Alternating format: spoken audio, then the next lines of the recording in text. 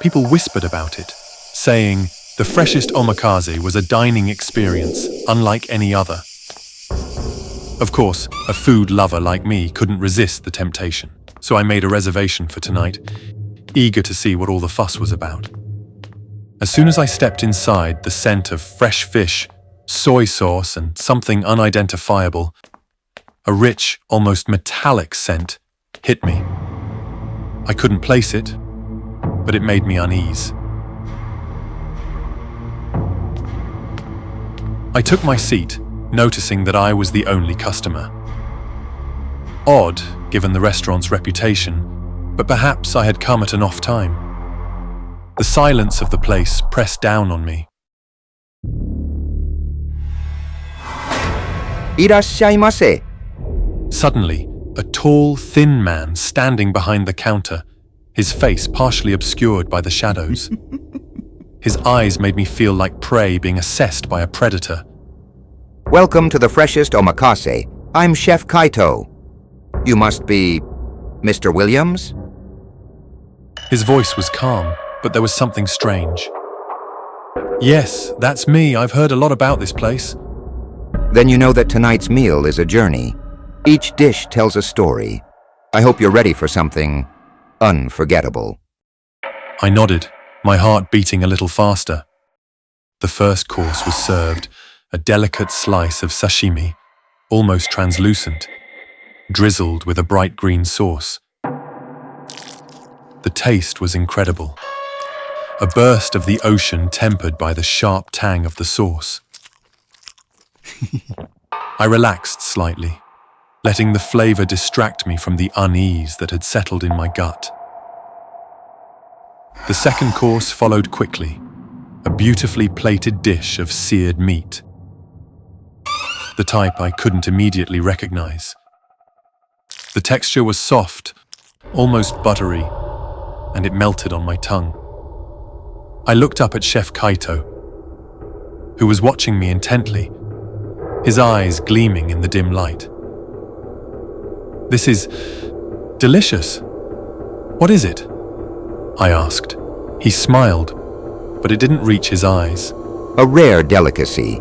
It's part of the experience that our guests trust us completely. Something about the way he said completely made my mouth go dry. I chewed harder to try to remember what it tasted like. The strange metallic scent in the air was stronger now, almost overpowering the aroma of the food. As the courses continued, each dish more exquisite and complex than the last, I couldn't shake the feeling that something was terribly wrong. The flavors were unlike anything I'd ever tasted, rich and deep, with a lingering aftertaste that was both intoxicating and disturbing. I tried to ask about the ingredients again, but each time Chef Kaito would simply smile and offer vague, evasive answers. By the time the sixth course was placed in front of me, my nerves were frayed. The dish was a small, intricately arranged platter of thinly sliced meat in the shape of rose, garnished with a blood-red sauce. The smell of iron filled my nostrils, almost overwhelming. My hand trembled slightly as I picked up a piece with my chopsticks, bringing it to my lips. The taste was familiar, too familiar. My heart pounded as I chewed slowly, my mind racing to identify the flavor. And then it hit me. A memory, a smell, something from years ago when I had cut my finger deeply on a piece of glass. It was the taste of blood. I dropped the chopsticks, my stomach turning. What is this? I asked, my voice shaking. Chef Kaito's smile widened, showing too many teeth. The pinnacle of culinary art is not just to create something delicious, but to create a connection between chef and diner. This dish, this experience, is the ultimate connection. I stared at him, the realization dawning with a sickening horror. This isn't animal meat, is it? He didn't answer. He didn't have to. The truth was there in his eyes, in the cruel twist of his smile. I pushed back from the counter, my chair screeching loudly on the floor. My hands shook violently, my breath coming in shallow gasps. I have to go, I stammered, my voice barely above a whisper. But as I turned to leave, the door to the restaurant clicked shut. I hadn't noticed it before, but now it was unmistakable. The door had locked automatically. Chef Kaito stepped out from behind the counter, moving slowly toward me. Leaving so soon, Mr. Williams? But the best is yet to come. I backed away, but he kept advancing, his steps slow and deliberate. My mind raced, desperately trying to think of a way out. The room seemed to close in on me, the shadows stretching and twisting as if alive. Please, I don't want any more, I begged, my voice trembling. His voice was cold now, the pretense of hospitality gone. Then he pulled out a long, thin blade, its edge glinting wickedly in the dim light. But Mr. Williams, you haven't even tried the final course. I froze, my heart hammering in my chest. The blade was stained, the dark smudges unmistakable. This dish requires the freshest ingredients. It's the only way to truly savor the experience. I bolted toward the door, but he was faster. His hand clamped down on my shoulder with a grip like iron, spinning me around. The last thing I saw was the gleam of the blade descending toward me. As darkness closed in, I heard his voice one last time. Thank you for dining with us, Mr. Williams. We hope you enjoyed the experience.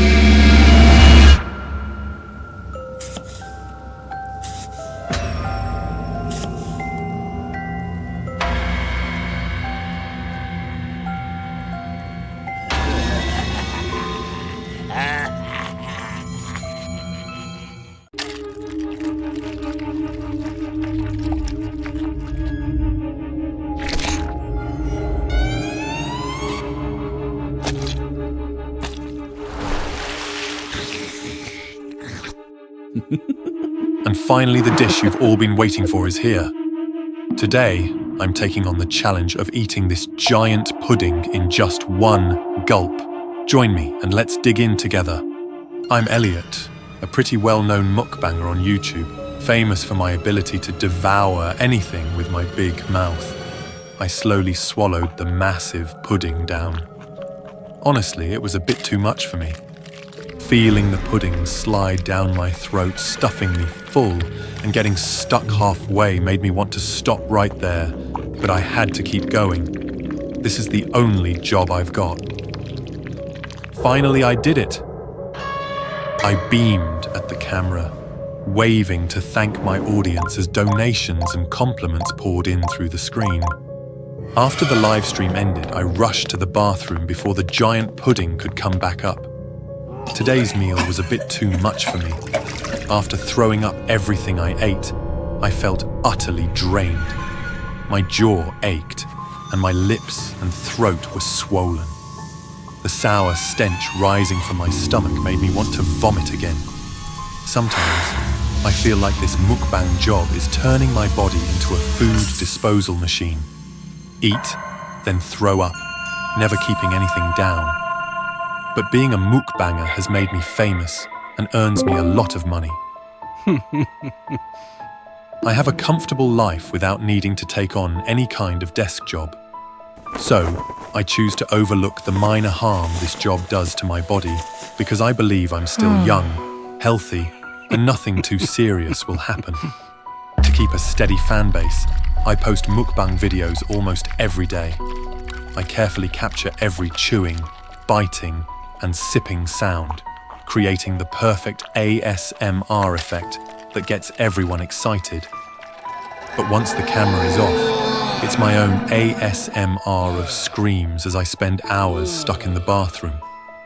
Yet I keep eating, and eating more, because my job is to make everyone feel like food tastes better. Even though I regularly throw up all the food after each live session, my stomach has been growing abnormally large. It feels a bit bloated, but it's not too uncomfortable. My persistence in uploading videos consistently has paid off. My subscriber count has skyrocketed, and along with it, the money I make keeps growing. I'm ashamed to admit that my weight has spiraled out of control. Getting dressed feels like fighting a battle.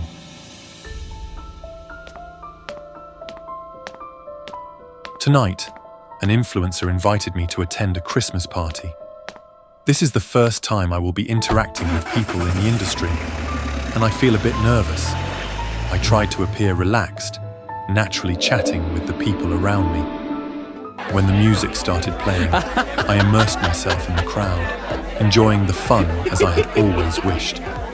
But at that moment, my heart started beating fast to the rhythm of the music, my belly fat jiggling, and my stomach contracting violently. A severe pain hit me, causing my vision to darken. I collapsed to the floor, unconscious.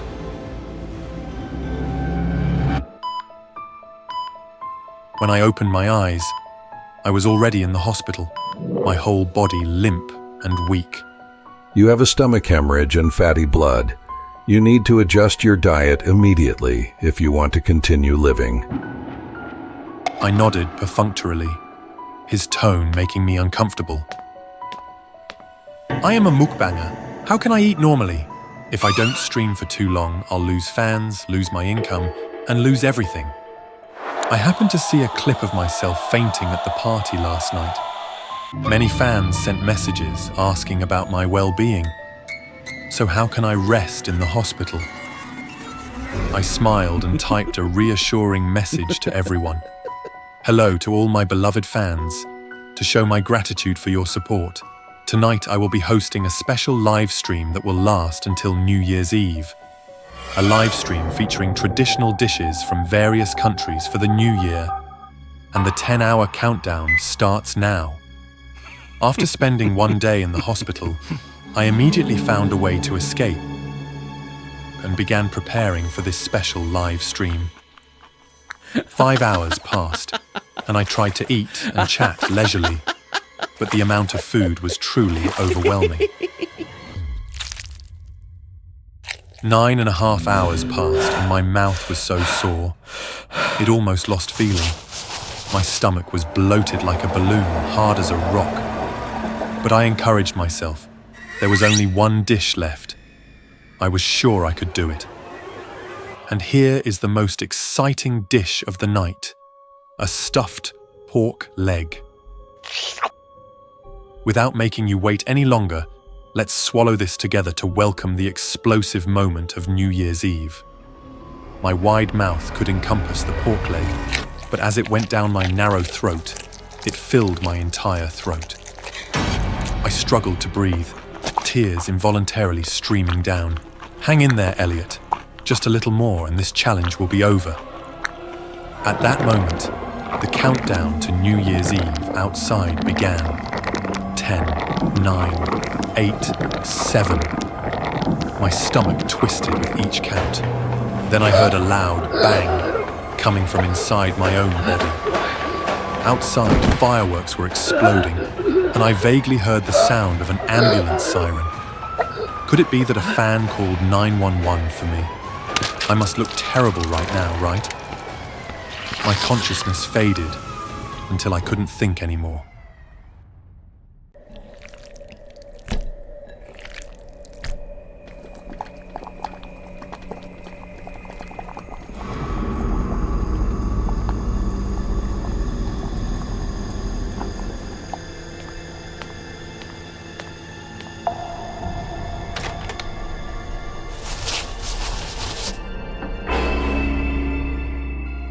Anna Perez, 22 years old, works at a bar. She went missing after her shift. No friends, no family came forward to report it. She's the fourth victim in the past 3 months. All the victims are women working in the red light district. All of them disappeared mysteriously, with no witnesses or useful evidence to go on. Hey, Gabby. I bought you some of those famous tacos from the stand outside headquarters. You're thinking about those missing person cases again, aren't you? Yes, I am. I keep feeling like there's some connection between the cases. There's nothing to it. The security in that area is a mess. Girls working in that district, how many of them live clean lives? Who's to say they didn't borrow money from some gang and run away? Sometimes you have to ignore the things you see. If you get too deep into it, the one who ends up hurt will be you. I understand. Thanks, Joel. I'm Gabby, a police officer. I can't turn a blind eye to the crimes happening in my jurisdiction, especially when the victims are nothing but vulnerable young women. I returned home and quickly summarized the witness statements I had collected. Spit out the piece of meat you swallowed from me! Hurry! Why on earth would I have such a bizarre dream? What on earth is the hidden truth behind all of this? Exactly 7 days later, I received another report of a missing person. This time, once again, it was a young woman named Sue, another worker from the red light district. I opened the window to get some fresh air. I noticed the taco truck had reopened today. Thinking back, these mysterious disappearances always happened just a few days before the taco truck resumed business. The string of coincidences made me suspicious. I decided to investigate. I'll take 1 taco, please. You're lucky. That's the last one I have. Is it because you only open on certain days each month that your tacos are so sought after? Exactly. My truck only opens on special religious holidays for the caster faith. Days for sharing love. Oh, nothing too unusual. Thank you. The caster faith? Seems like she let something slip there. Enjoy your meal. Back at the office, I immediately started investigating the caster faith that Amila had mentioned. It was an ancient sect of the indigenous people, riddled with strange and barbaric practices like many other cults. But what caught my attention was the history of caster followers being arrested for performing human sacrifice rituals and consuming the victims as a way to absolve their own sins. A chilling sensation ran down my spine. Could the taco I ate really be normal? Unable to suppress my unease, I began searching through the filling for anything unusual. After sifting through the pieces of slightly dark-colored meat, a corner of a black dahlia tattoo emerged before my eyes. It was an exact match to the tattoo on the body of the most recent victim. This taco was made from human flesh. The truth was beginning to unfold, but to secure a warrant for Amila's arrest, I needed DNA confirmation from both the victim and the meat sample. Just then, a bank officer called to inform me that someone had used Anna's credit card. Extract all CCTV footage from the area and send me an image of the suspect as quickly as possible.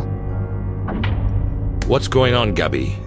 I have a breakthrough in my case. I have to go now. Joel, help me get this meat sample and Sue's hair sample tested.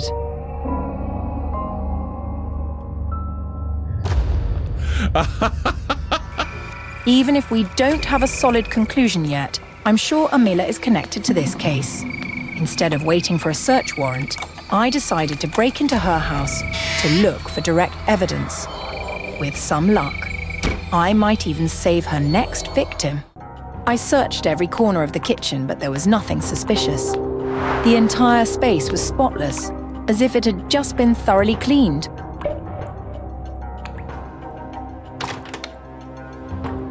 Or perhaps this wasn't where she made the human meat tacos. As I was thinking, a message from the bank officer came through. To my surprise, the person using Anna's credit card was a man. Could it be that I have made a mistake? Impossible. Surely in this human taco case, Amila has an accomplice. Looks like it's time to catch the nasty little mouse. Amila, how did she come back so soon?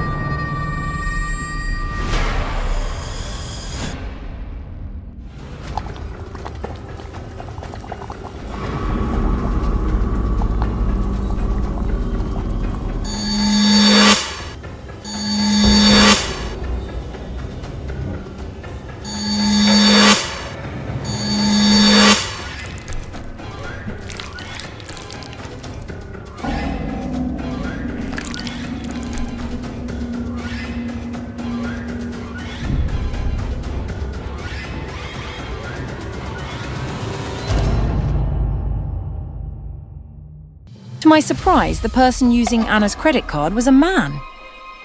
Could it be that I have made a mistake? Impossible. Surely in this human taco case, Amila has an accomplice. Looks like it's time to catch the nasty little mouse. Amila, how did she come back so soon? I quickly hid in one of the rooms. Whatever Amila's words meant, my instincts told me that if she caught me, nothing good would come of it.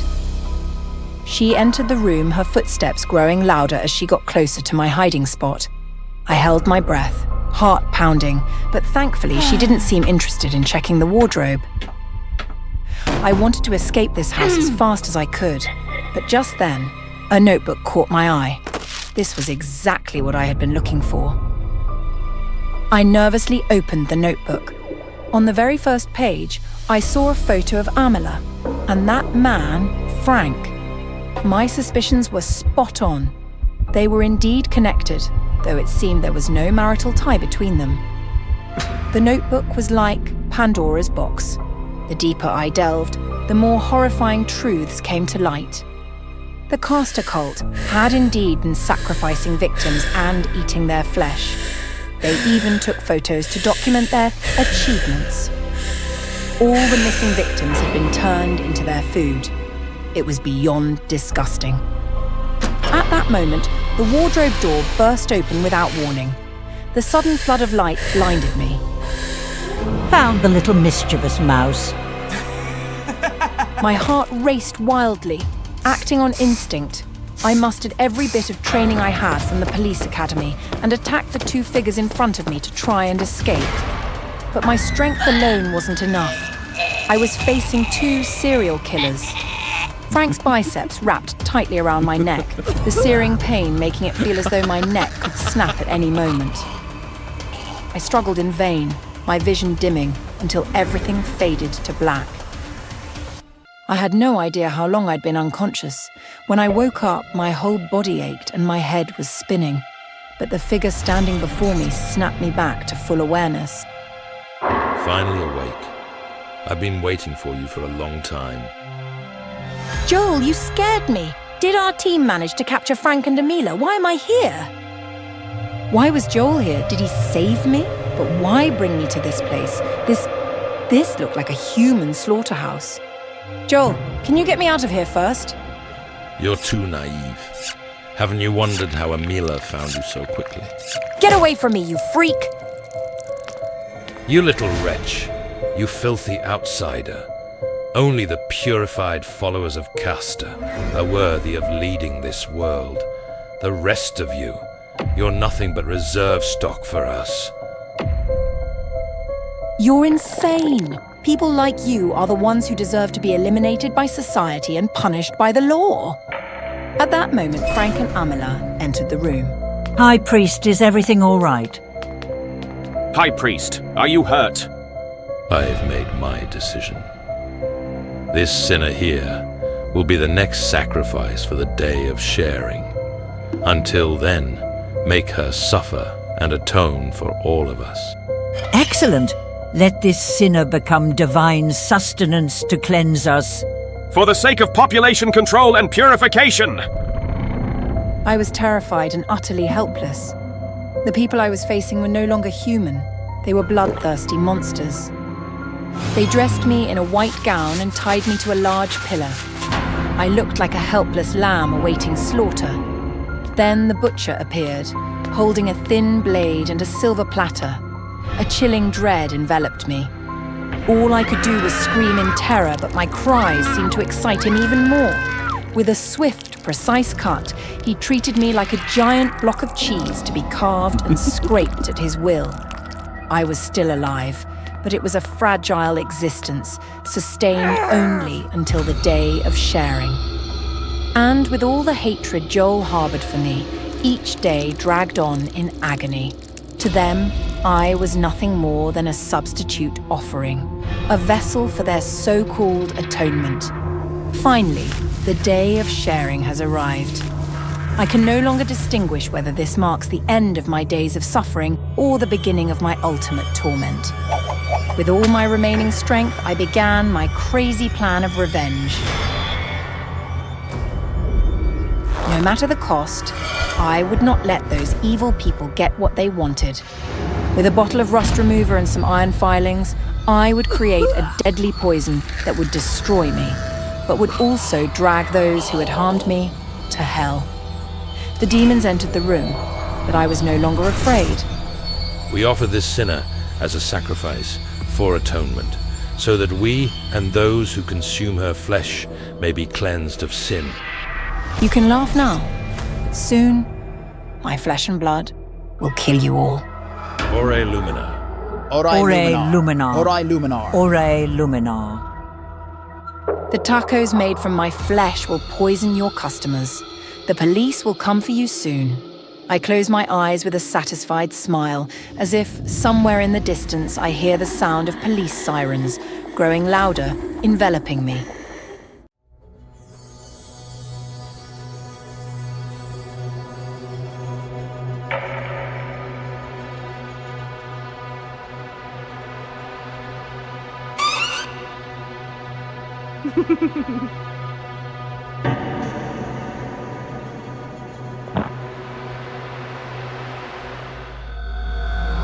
Rick always thrived at his dinner parties. He would sit next to me, cool and expressionless, but I could sense his growing frustration. To him, I was a reflection of his success, a trophy wife who should look the part but never speak out of turn. I was invisible, an afterthought. Where are your earrings? The one that I brought for you on our wedding day? His voice sliced through the air, sharp and commanding. I blinked, staring at my plate. I ate them, I replied, my voice unnervingly calm. I could feel the eyes of everyone at the table shift toward me, their curiosity mingling with confusion. Rick's jaw tightened, his eyes narrowing in disbelief. You what? You ate them? I liked how they felt going down my throat. It made me feel free. The room fell silent, the tension palpable. Rick's face flushed, his hand gripping his wine glass with such force I thought it might shatter. The humiliation on his face was unmistakable, his perfect facade cracking before the eyes of his guests. The rest of the evening was a blur. When we got home, Rick didn't say a word. He simply dragged me upstairs, shoving me into the spare room where he always sent me when I misbehaved. Hours passed. Alone, trapped, my mind spun in circles. The suffocating feeling of being locked away again clawed at me. And then, it returned. That craving, the urge to swallow something sharp, something wrong. My body ached for that rush, that sense of control. I scanned the room, my eyes landing on anything I could consume. Paper clips. I chewed on one, swallowed, but it wasn't enough. Batteries, paper clippers. Each bite soothed the chaos inside me, but it still wasn't enough. Then, I saw them. Nails, sitting on the dresser, glinting in the dim light. I grabbed one, slipped it into my mouth, and bit down. The sharp edges cut into my gums, and the taste of blood filled my mouth, but the pain grounded me. It felt right. I chewed, the crunch of metal reverberating through my body. It was intoxicating, a twisted relief from the prison of my life. Everything faded to black after that. My stomach throbbed, and I heard the faint murmurs of doctors discussing my case. They found the nails, the batteries, the pieces of my secret life. But worse, they discovered I was pregnant. Rick loomed over me, his face a mask of disgust and calculation. He didn't care about me. He never did. All that mattered was the baby, his heir. He insisted I see a psychiatrist, demanded I be fixed for the sake of his future. Therapy became another prison. Each session felt like another layer of control Rick was imposing on me. He attended every meeting, hovered over every conversation. He was suffocating me, pressing down on my chest until I could barely breathe. Then, it happened. One night, Rick and I argued. He accused me of being insane, of being unfit to be a mother. His words tore at me, each one sinking deeper, fueling the panic inside me. I needed something, anything, to calm the storm. My fingers twitched, reaching for the screwdriver on the nearby table. I lifted it to my mouth, desperate for that familiar release. But Rick saw and lunged at me, ripping it from my grasp. And that was it. Something inside me broke. In a blind rage, I snatched the screwdriver back and drove it into him. Once, twice, over and over.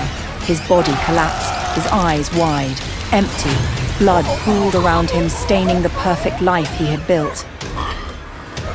Panic seized me, so did the craving. The familiar need gnawed at me, unstoppable. I knelt beside Rick, my hands trembling, and took his hand in mine. Then, slowly, I brought it to my mouth. I chewed. The bones cracked between my teeth, the taste of iron filling my mouth. It was grotesque, horrifying, but I couldn't stop. It was the only thing that made me feel real. When the police arrived, they found me sitting in the blood, Rick's lifeless hand clenched between my teeth. Now I sit here in this cold, empty cell. Rick is gone. His family has disowned me. The baby is gone too. But for the first time in my life, I feel free.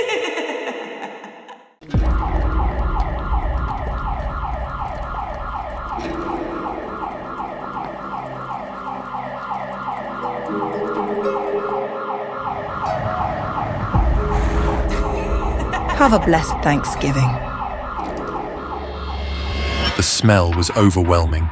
Rot mixed with something burnt and metallic. My breath caught as I stepped into the cramped kitchen. The stove held a large pot filled with meat and bones I didn't want to identify. In the fridge, peeking out from behind condiments and leftovers, was a man's head, eyes frozen wide in horror. On the counter, a pan of oil held floating meats, their skin blistered and blackened. I swallowed hard, disgust seeping through me. Who could do something so monstrous? The tip-off was strange too. A man named Jose had called, shaken, saying his friend Omaima had been in a terrible situation. She'd killed her husband Bill, he claimed, in self-defense. Yet here was the aftermath. Nothing about it screamed panic or self-defense. This was calculated. Inside the interrogation room, Omaima sat across from me, hands folded neatly, an unsettling calm in her gaze. I studied her for a moment, Egyptian, early 30s, dark hair framing a face that seemed almost serene, as if she were waiting for a dinner order instead of facing a murder charge. I started. Omaima, can you explain why we found your husband's body? Like that? She raised her eyes to mine, completely unbothered. I didn't have a choice, Detective Dean. Bill was hurting me every day. I did what I had to do. To defend yourself? I lifted a crime scene photo, showing the state of the kitchen, the blood-stained counters. This doesn't look like self-defense. This looks like a lot more. Why cut him up? Why cook parts of him? Her eyes were filled with tears, as if about to cry. Bill was abusive, controlling. He threatened me every day. We found no evidence of abuse, no medical reports, nothing. His family, his friends, none of them ever saw this violent side of him you're describing. Of course they didn't, she said, voice rising a notch. He was charming to everyone else, a real angel. But with me, he was a demon. I pressed, leaning forward. Tell me what happened the night of his death. She trembled and started to say, He came home drunk, started yelling, insulting me, and then he put his hands on me. I fought back, grabbed anything I could, scissors, a lamp, even an iron. He tried to hit me and I fought until he wasn't moving anymore.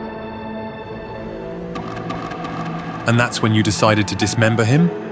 I have nothing to say, but it was Thanksgiving, she said, a glimmer of dark humor in her eyes. I figured I should be thankful. I felt a chill. Thankful? She leaned in, her smile widening, eerie. If you lived in that nightmare, you'd understand. I narrowed my gaze. The coroner's report shows he was restrained before he died. There were marks on his wrists, Umaima. So tell me, what kind of struggle leaves a man tied up and defenseless? She looked taken aback for a moment, but recovered. He was violent, Detective. I had to protect myself. From a man tied to a chair, I shot back, voice steady. Look, Umaima, this doesn't add up. The way his body was found. This wasn't an act of panic. This was controlled, deliberate. What would you know about being terrified for your life? He threatened to report me, turn me into an illegal. I was traumatized by more than 10 years of abuse. And yet, I continued, not letting up. There's no proof of any of this. No one else saw this side of him, no reports, no complaints. Even your ex-husband says you showed no signs of being traumatized by the abuse. Of course they don't know, She hissed, her control starting to crack. Bill made sure to keep that side of him private. He manipulated people to admire him and look down on me. You expect me to believe that, I replied, and yet there's no physical evidence on your body, no bruises, no injuries. In fact, Bill's body shows that he was tied down. The only one with marks here is him. So, who was it who really held the power? She smirked, tilting her head. It wasn't about power, Detective. It was about survival. The room went cold as I felt a shift in her tone. She started to laugh softly, a low, unsettling sound. You want the truth, Detective? She asked, leaning forward, eyes glinting. The truth is, it was Thanksgiving. I wanted to thank him, so yes, I hit him. Hard. Then I got the scissors, the iron, anything I could find. I made sure he'd never touch me again. And yes, I carved and cooked, just like he'd done to me, piece by piece, breaking me down. I swallowed, my own pulse pounding. Her voice had dropped to a soft, chilling whisper. Detective, the world is better without him. Someone like him deserved what he got. Is that what you think? That dismembering him, frying his hands, that's justice to you? We fell into silence, her gaze unwavering, mine struggling to match hers. And then, without warning, she smirked. You know, I remember now. There were others there that night. 2 women, 3 men. They came in after, drugged me, staged the scene. I didn't kill him. They did. Her laugh was almost musical, a mad sound filling the room. I frowned, feeling the hairs on the back of my neck rise. Oh yes, She whispered, her eyes far off. they set me up. They wanted him dead too, I'm sure of it. Her laughter spiraled higher and louder, filling the small room as I watched, horrified. In that moment, her story fractured completely, falling apart in pieces even as she clung to them. Days later, Dr. Scheffner would diagnose her with a severe psychotic break, claiming that her actions had taken place in a trance-like state, as if she were outside herself. They said she couldn't be held accountable, not fully, not in the way a sane person would be. But even now, that laugh, that glint in her eyes, follows me like a shadow.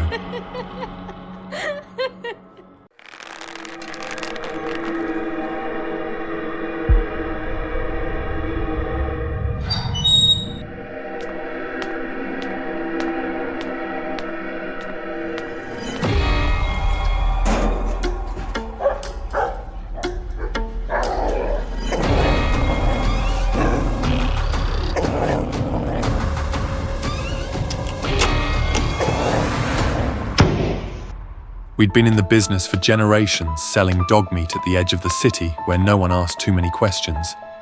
It wasn't glamorous, but it was profitable. People came for our family's famous cuts, and we knew how to get them fresh. My father had taught me everything I needed to know: how to catch the dogs, how to make it quick, and how to never look back. The job seemed easy enough. A stray had been spotted near the old railway tracks, a place we often scouted for untethered dogs. I took the van with my cousin Tu, just like we always did. The night was hot and sticky. the kind where the air feels heavy with the promise of a storm. We were parked by the tracks, the headlights casting long, eerie shadows through the brush. Then we saw it. The dog, if you could even call it that, was sitting at the edge of the tracks, half in shadow, half in light.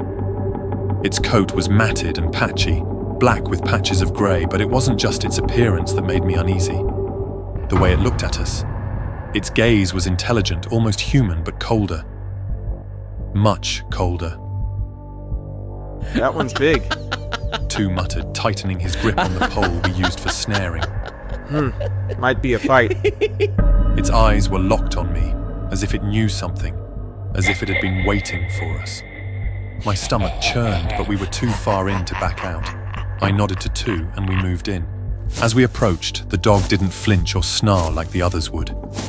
It didn't run. It just sat there, calm, its eyes never leaving mine. I threw the loop around its neck, expecting a struggle, but it didn't move. Tu looked at me, confused, but I didn't have an answer. We dragged it back to the car. It didn't put up any resistance. Well, that was easy. Tu said, a grin spreading across his face. But my gut told me something was wrong. Very wrong. Back at the shop, we locked it in the cage overnight. I couldn't sleep. Every time I closed my eyes, I saw those eyes, staring back at me. I told myself I was just tired, that I'd caught one too many strays and my mind was playing tricks on me. But the next morning, when we went to butcher it, my hands trembled. The dog was still sitting there in the cage, watching me. Its eyes hadn't dulled or grown afraid. They looked sharper, almost like they were cutting through me. Tu handed me the knife, but as soon as I touched it, the dog's lips curled back into the slightest of grins. I froze. Dogs don't smile. I stepped back, my heart pounding in my chest. Tu laughed, thinking I was being soft. He grabbed the knife and went into the cage. That's when the lights went out. A blackout wasn't unusual in our part of town, but this felt different. The shop filled with a smell I couldn't place. Something metallic, something wrong. I heard a low growl, followed by Tu's shout. Then the sounds of struggling, metal clattering, a sharp yelp, and then silence. When the lights flickered back on, Tu was lying on the floor, blood pooling around him. His throat had been torn open. The cage door was wide open, but the dog was nowhere to be seen. My stomach dropped. I rushed to Tu, but it was too late. His eyes were wide open, frozen in a mix of horror and confusion. My hands shook as I grabbed the phone, but when I dialed, no one answered. Not the police, not anyone. It was as if the line was dead. That's when I heard it, the slow, deliberate tapping of claws on concrete. I turned around, and there it was, standing in the doorway. The dog, no longer mangy and weak-looking. Its fur seemed thicker, darker, its eyes glowing even brighter. But worse than that, it was standing on two legs like a person, its mouth curling again into that unnatural grin. It took a step forward, its claws clicking on the floor. My legs wouldn't move. What are you? I whispered, my voice barely a tremor. It cocked its head, as if it understood me. Then, it spoke. Not in words, but in a low, guttural growl that echoed inside my mind.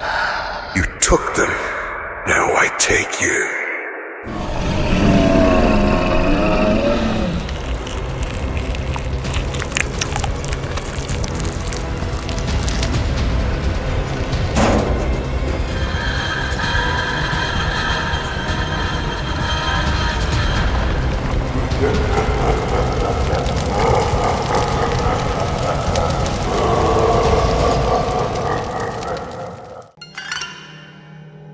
All right, ladies, this one's for you. Spring is here, and we all know what that means, diet season. I know that weight loss can be a touchy subject for many of us, but I've got a story to tell that might surprise you. It's a bit unconventional and, well, a little gross. But trust me, it worked like magic for me. A little background on me. I've always struggled with my weight. From elementary school onward, I was always the chubby girl. Not morbidly obese or anything, just constantly carrying around 5 to 10 extra pounds. That may not sound like a lot, but it was enough to make a difference, especially when it came to dating. I was never ugly, per se. In fact, I could clean up well when I wanted to, but that extra weight always seemed to hold me back socially. I loved to party, be around people and have fun, but my body always seemed like a barrier. No matter what I tried, no carb diets, all fruit diets, veganism, even some pretty dangerous things like chewing and spitting food or starving myself, I just couldn't lose the weight. It was so frustrating. Fast forward to college. I'm in a biology course and we're doing a unit on parasitism. Yeah, I know what you're thinking. Parasites? Gross! But as we're learning about them, I have this light bulb moment. Could parasites, specifically tapeworms, actually help with weight loss? I mean, if they're feeding off your nutrients, wouldn't that help you shed pounds? I started digging around online, reading forums and doing my own research. And well, I found out it wasn't as dangerous as it might sound. From everything I read, it seemed like there were 2 main complications people ran into. Either they ate more to compensate for what the parasite was taking out and ended up gaining weight, or they left the tapeworm in too long and it ended up exiting in a very unpleasant way, sometimes leading to a hospital trip. But I was determined to find the sweet spot, the right balance where I could lose weight without serious complications. After weeks of research, I had a plan. The trick was to starve the tapeworm out before it grew too large while still maximizing weight loss. I know this sounds crazy, but bear with me. You can't exactly hop on Amazon and buy a tapeworm, so finding one was my first challenge. It took a couple of weeks, but eventually I posted a Craigslist ad and finally got a lead. I had to meet a sketchy guy at a rundown motel to get the tapeworm eggs. Yes, it was creepy, and yes, the guy was a bit of a perv, but I figured it was worth it. I took the eggs right then and there, which felt super weird, introducing a parasite into your body on purpose. Gross, right? But at that point, I was determined. The first few times didn't take. My body rejected the tapeworms, and I had to meet up with the guy twice more to get reinfected. It wasn't until the 3rd time that it finally worked. I knew it had taken because I had been obsessively checking with tests I stole from my biolab. By that point, we had finished our unit on parasites, so no one noticed the missing supplies. So where does the magic weight loss come in? Well, it doesn't happen right away. It took a few weeks for the tapeworm to settle in and start siphoning off nutrients. And trust me, you will feel nauseous at first. The morning sickness was so bad that I kept a trash can by my bed to throw up in as soon as I woke up. But after a few weeks, the nausea passed. You'll want to start taking vitamins immediately. I also cut way back on calories, probably more than I should have, because I was paranoid about overcompensating and feeding the parasite too much. I figured as long as I was taking multivitamins, I wouldn't get too malnourished. And honestly, it worked. There was a point where I started to lose some hairs, probably because I wasn't taking enough vitamins, but I added more protein powder to my diet, and it seemed to help. I never ended up with any bald spots, so it wasn't too bad. Here's the thing about using a tapeworm for weight loss. It takes time. You won't see immediate results, but after a few months, the weight really does start to melt off. For me, it happened around the 5 or 6 month mark. By then, I had dropped 20 pounds and I was feeling pretty good, but that's when things started to go wrong. The tapeworm had gotten too big and I could feel it. It wasn't just a minor discomfort anymore. It felt like something alive, moving inside me, growing. I knew it was dying though. And when that thing starts to die, it wants out. I skipped class and locked myself in the bathroom. The nausea returned worse than ever, and my entire body was shaking. After what felt like hours of excruciating pain, I felt a sudden pressure, and then a gush of fluid. It was like my body had just broken, and the water was everywhere. That's when it happened. The tapeworm, this pale, twisted thing, started to slip out of me. I was horrified. It was larger than I had ever imagined, and I realized just how close I had come to a serious medical emergency. Once it was over, the relief was almost immediate. After the tapeworm was out, I felt lighter, not just physically, but mentally too. The last of the water weight dropped off within a week, and after a couple more months of healthy eating and vitamins, I was finally able to get back to normal life.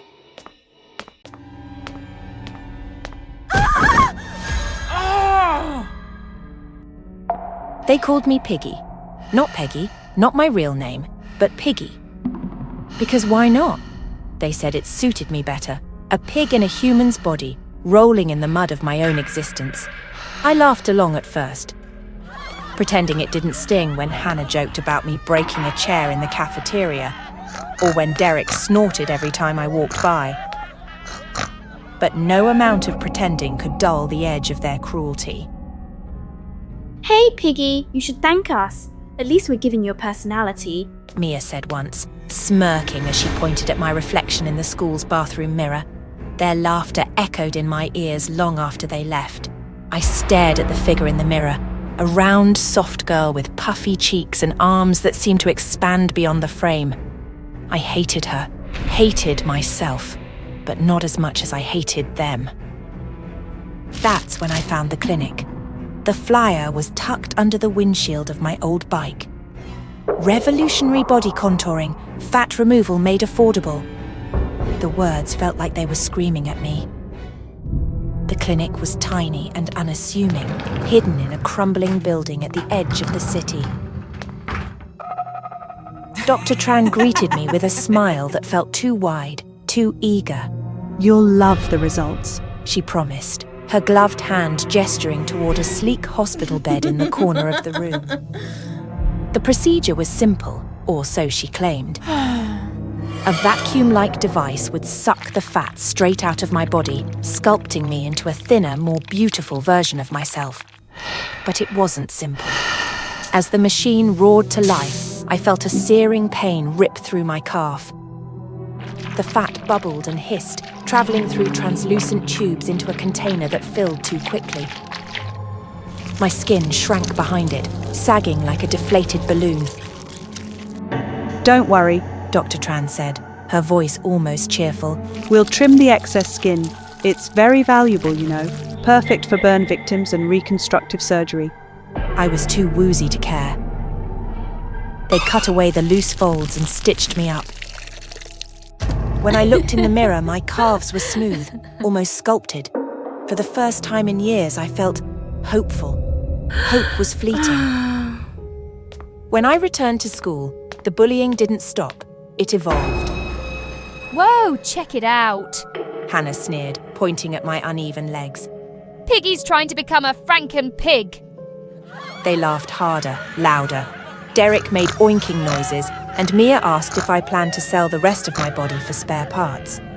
My calves looked slimmer, yes, but the rest of me was still a patchwork of rolls and folds. That night, I booked another appointment. This time, it was my face and neck, then my arms. Each time the pain was worse. The machine sucked and gurgled, pulling pieces of me away, leaving behind a body that felt foreign. Dr. Tran's assistants whispered in hushed tones about how my skin was exceptional. They always seemed more excited than they should have been. You're doing such a good thing, one nurse said as she packed my discarded skin into vacuum-sealed bags. So many patients will benefit from your donations. Donations? I hadn't signed up for charity, but when they waved away my bills, assuring me that my contributions covered the costs, I didn't complain. Then I had an idea. Why stop with just removing my fat? Why not use my newfound value to teach them a lesson? The plan unfolded in my mind like a perfect script. It started with Derek. I waited for him outside the gym, clutching the bottle of acid I'd bought online. One quick splash, and his screams filled the parking lot. Next was Mia, then Hannah. Each of them writhed under the burning chemical, their once perfect faces and bodies turning into melted canvases of raw, exposed flesh. But I wasn't done. Feigning concern, I rushed them to the clinic. Dr. Tran examined their injuries, her lips tightening. We don't have enough graftable skin for all of them, she said, shaking her head. Not unless... Her eyes flicked to me. I knew what she was thinking. They begged. Hannah, whose words once cut me deeper than any scalpel, clasped her blistered hands together and sobbed. Please, Peggy, we'll pay anything. Just help us. Derek offered his entire savings. Mia couldn't even speak. Her tongue had been burned, but her tear-filled eyes said enough. I suppose I can spare some, I said, pretending to hesitate. I scheduled the procedure for my stomach. As the machine sucked out the last vestiges of my once round belly, I imagined their faces, their desperation. Dr. Tran's team worked tirelessly to graft my skin onto their wounds. The process was excruciating. For them, of course. They screamed as the stitches pulled tight, as my flesh fused with theirs. I watched from the observation window, biting back laughter. But even after sacrificing so much, it wasn't enough. You'll need more, Dr. Tran explained. Their injuries are too extensive. That's when the arrangement began. My former tormentors, now grotesque patchworks of my flesh, started feeding me. They brought calorie-dense meals, forcing me to eat until my stomach ached. I gained weight quickly, my body swelling back to its old size. But this time I didn't mind. The more I grew, the more they suffered. They watched with hollow eyes as I laid on the table again and again, their futures quite literally growing on my skin. Now, we live in a fragile truce. Hannah, Derek, and Mia hover around me, desperate to keep me alive, healthy, fat. They need me. I'm their savior, their supplier, their punishment, and I've never felt more beautiful. It started with one can, just one. The first sip sent a surge of vitality through me, a spark that burned brighter than anything I'd felt in months. That was when the obsession began. I convinced myself it was harmless, just fuel for late-night gaming. But soon, one can became 2, then 3. By the time I saw the poster for the Prime Energy Challenge, I was already averaging 6 a day. Whoever drinks the most cans in an hour wins, the poster declared. A year's supply of Prime Energy and $10,000 cash. It felt like destiny. I started training immediately. Every day I pushed my body further, guzzling can after can until my stomach felt like it would burst. My body adapted. At least that's what I thought. The sleepless nights, the jittery hands, small prices to pay for greatness. The day of the competition, the stage was electric. The air buzzed with caffeine-fueled excitement as the crowd roared, their energy feeding into my already over-amped nerves. My chest puffed out with confidence. Opponents lined up beside me, but I barely acknowledged them. The announcer's voice boomed. Are you ready? The countdown began. 3, 2, 1. I cracked open the first can, chugging it like it was water. The carbonation burned my throat, but I welcomed the sensation. The crowd cheered as I slammed it onto the table and reached for the next. One by one, the cans disappeared. My training had paid off. My hands moved on autopilot, my throat a tunnel for the sugary liquid. 10 cans in, and I felt invincible. But by the 15th can, something shifted. My stomach, bloated and taut, churned ominously. Each gulp sent a wave of pressure surging through my body, the carbonation fighting for space in my overloaded gut. Still, I pressed on. The crowd's chants grew louder, their enthusiasm drowning out the alarm bells ringing in my head.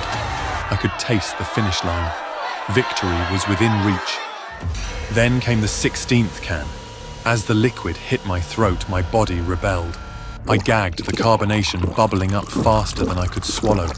Panic set in as I tried to force it down, but my body had had enough. With a violent heave, I spewed a torrent of fluorescent liquid across the stage. Gasps erupted from the audience. I collapsed to my knees, clutching my swollen stomach as the announcer declared the winner. Third place. After everything, I was only good enough for third. That night, back in my apartment, the humiliation burned almost as much as my stomach. I hadn't eaten all day, yet I felt fuller than ever. My gut was a rock, stretched tight and unyielding. Sleep eluded me. Each time I closed my eyes, I could feel the energy coursing through me, keeping my heart racing and my mind spinning. By the third night, the effects began to show. Sweat poured from my skin in an unrelenting stream, soaking through my clothes and sheets. My pores seemed larger. When I ran my hand over my arm, it came away slick and glistening, as if my body was leaking. Then came the blisters. Tiny water-filled bubbles erupted across my arms, chest and neck, itching and burning with every touch. I tried popping one, but instead of relief, more fluid oozed out, drenching my already saturated skin. I told myself it was temporary, a side effect. It would pass. On the fifth night, exhaustion finally won. I sank into a deep sleep, my body limp for the first time in days.